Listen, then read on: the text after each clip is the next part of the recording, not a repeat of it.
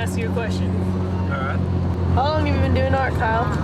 I've been doing art for, I would say, like around more than 5 years, but although there have been early recorded cases from my mom that I've been doing it since I was 6, but not nearly as good as I've been doing it to this day though.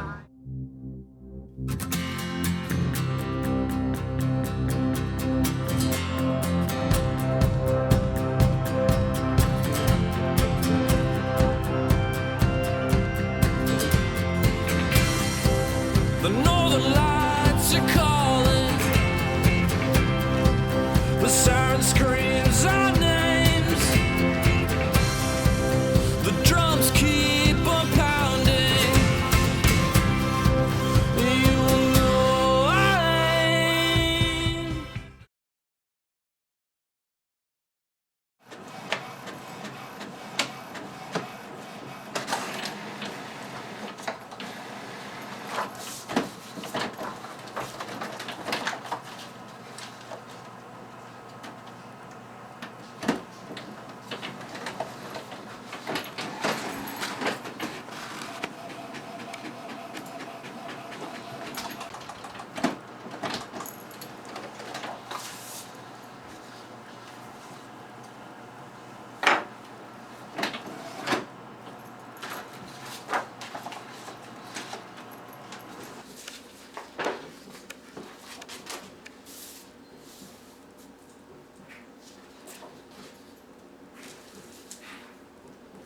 Other than that, I like to work on law enforcement cars because it's cooler having to make the light bars and the decals. And plus, I wanted to always become a cop at one time, that's why. And I have family members that were cops at one time, which inspired me, and due to playing law enforcement video games and such. And this is where I put them on display. My senior year, I was taught to do clay creations in my senior year in high school, and everyone in my class felt this was accurate, and like they'd never seen anyone do something like this. That Nice. Good. This one's one of my favorites though, the I'm done with Stormtrooper. perler beads, and then the Stormtrooper with his helmet on the rifle. That one is all done with a glue gun.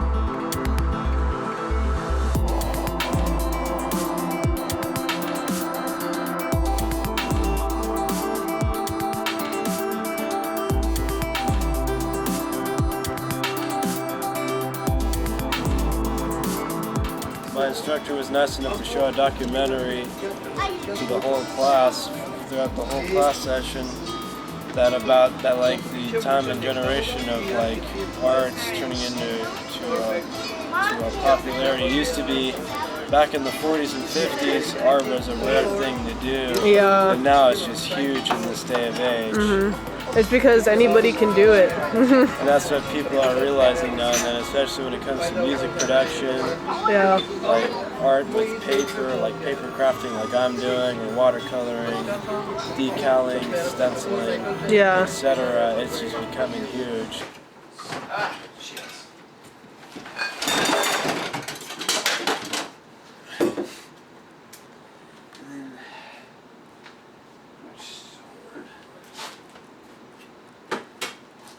Oh, I'm gonna grab the hammer.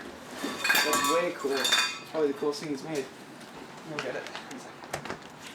So, remember that Kyle was never he was never big on like academics and stuff, but he loved art, kind of every aspect of it, whether it be drawing, painting, or, but he really loved crafting things.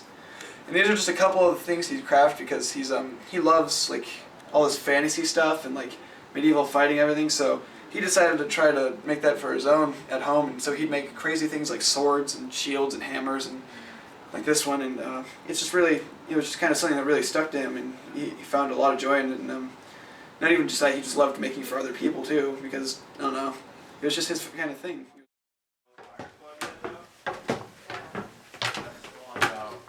And here's my room. All the stuff I have. From high school, my dad took that photo. You look exactly like him in this photo for some reason. Like who? Myself? Your dad. Oh, Yeah. I do. Although I don't look like I've matured much. There's my extra shelf. It was necessary. Well, you're the one aiming at it. Yeah, no, I mean like necessary to have another shelf. Oh, well, my mom gave me the idea. And the army uniform, I had a relative who served in the military. Who? My mom's brother, my uncle, and my grandpa's son. Oh, did they get that to you? Yeah, he gave that to me for memory's sake, and he served in the 82nd Airborne Division when I was 12. This is my most favorite team ever, and this is me right there. I was about to turn 13 at the time. That's my brother Casey. Yeah, I could tell that was Casey.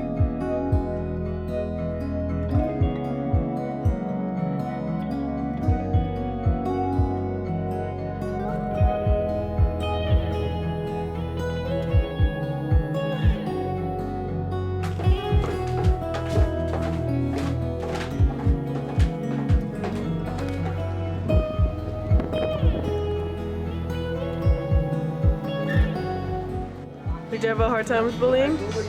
Yeah, I've been bullied in middle school. Middle school was the worst if I was bullied. I was even attacked in middle school. Really? For my condition too. I was more likely verbally harassed more than physically though. Verbally was, the verbal part with me was worse. It's just a little scarring to have as a memory. Yeah, I mean, he always had a hard time with people in school who just didn't understand him and how he thought. And, you know, especially at that time, you're going to get singled out for having differences if you're not a part of the larger social group. But, you know, I wasn't a part of the social group either. I never wanted to be a part of it.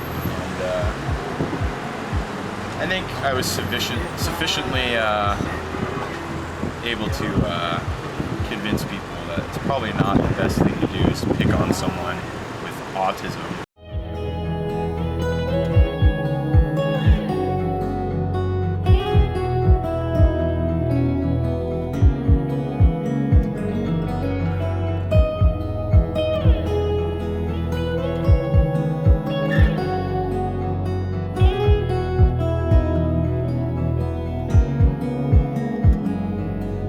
And if I descend to the darkness below, then plant me a garden so something can grow. This water, it's rising too quick, and my consciousness is starting to slip. You don't usually like get bored out here? I sometimes do, but I sometimes, on the other half, make myself more active with certain things, including my arts, obviously. And then if I can't find anything else to do, I'll just sit around and play video games or watch one of my DVDs at home, if so, or try to hit up one of my friends to hang out.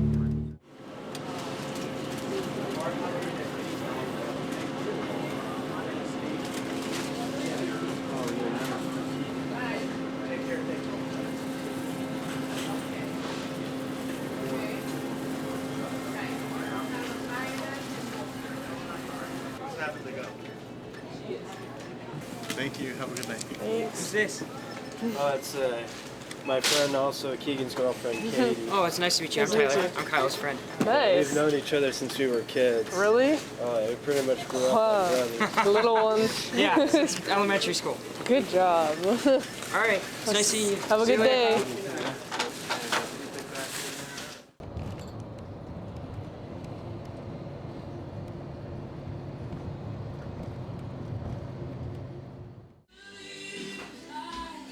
Here's the blade I use for the cutting, and then the glue I use.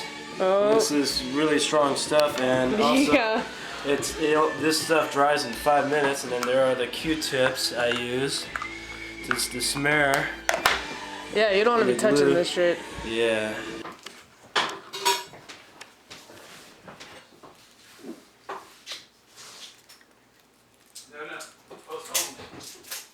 And she says when she comes across seeing me again, she's gonna give me a huge hug.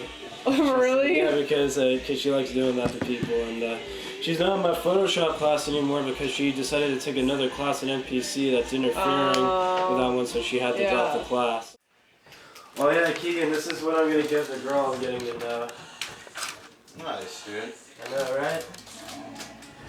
Well, what's interesting about Kyle is that he's only a year younger than I am. So, I mean, I'm 23, he's 22.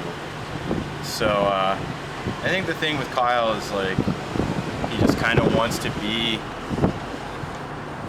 he wants to feel like he's a part of, like, his age group. But he thinks differently. So, I mean, there's a certain part of him that strives to be normal, and then a certain part of him that uses, like, how he thinks to his advantage, you know, his art and his creativity, which is, and he's actually really come a long way too. I mean, he has a driver's license, he drives, he goes to school, does a lot of things on his own, and he's really independent and very self-sufficient. Whereas when he was 6, he wouldn't even speak, he would just point at things and grunt. And where most of us start learning how to speak, like, as babies, he didn't even start learning how to speak till he was like 7.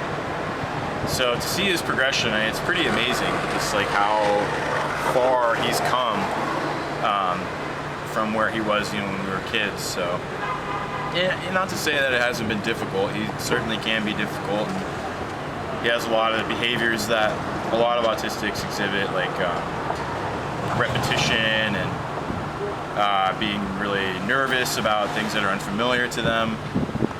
But I mean, overall, to see like where he's at now, it's just like, it's amazing. Whenever I'm like stressed, I just think, you know, I have it easy.